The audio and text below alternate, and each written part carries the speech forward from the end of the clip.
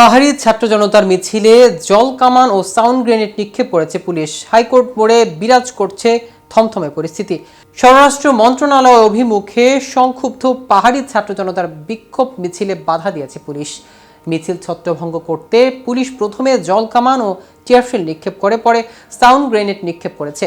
এতে থমথমে পরিস্থিতি বিরাজ করছে উক্ত এলাকায়। কিন্তু মূলত কোন দাবিতে বিক্ষোভে নেমেছে পাহাড়ি জনগণ, এই বিষয়ে কি বলছে পুলিশ, বিস্তারিত থাকছে আজকের প্রতিবেদনের বাকি অংশে।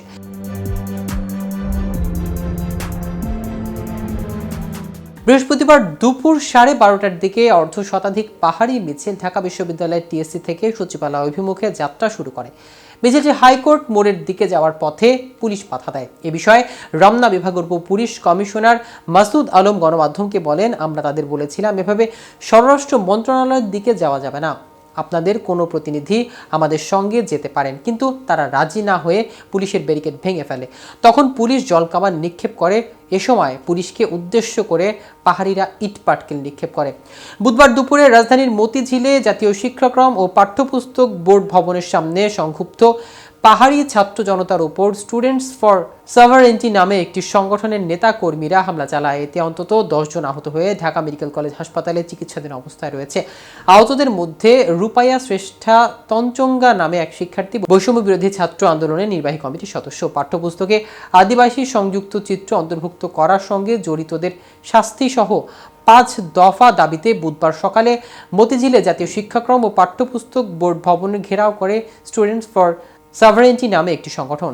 একই সময় সংক্ষুব্ধ পাহাড়ি ছাত্র জনতা গ্রাফিতি পুনর্বহালের দাবিতে এনসিটিভির সামনে কর্মসূচি পালন করতে যান। তখনই ওই হামলার ঘটনা ঘটে। এই ঘটনার প্রতিবাদে আজ স্বরাষ্ট্র মন্ত্রণালয়ের অভিমুখে যেতে চেয়েছিল সংক্ষুব্ধ পাহাড়ি ছাত্র জনতা। এদিকে জুলাই আন্দোলনে ছাত্রলীগের রাজনীতিতে জড়িত ছাত্রদের ছাত্রত্ব বাতিল ও তাদের পক্ষে থাকা শিক্ষকদের বিচার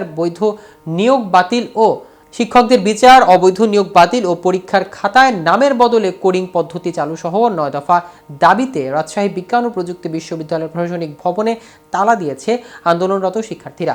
বুধবার বেলা 11টা থেকে প্রশাসনিক ভবনের সামনে কর্মসূচি শুরু হয় এবং 12টার পর বিশ্ববিদ্যালয়ের প্রধান ফটক ও প্রশাসনিক ভবনে তালা ঝুলিয়ে দেন তারা। আন্দোলনরত এক শিক্ষার্থী বলেন, রুয়েটের বেশ কয়েকজন শিক্ষক রয়েছেন যাদের মতের বিরুদ্ধে গেলেই শিক্ষার্থীদের পরীক্ষায় ফেল করিয়ে দেন, ফলে শিক্ষার্থীরা মানসিকভাবে সমস্যায় ভোগেন। গত কয়েক বছরে রুয়েটের অন্তত 5 জন শিক্ষার্থী আত্মহত্যা করেছেন।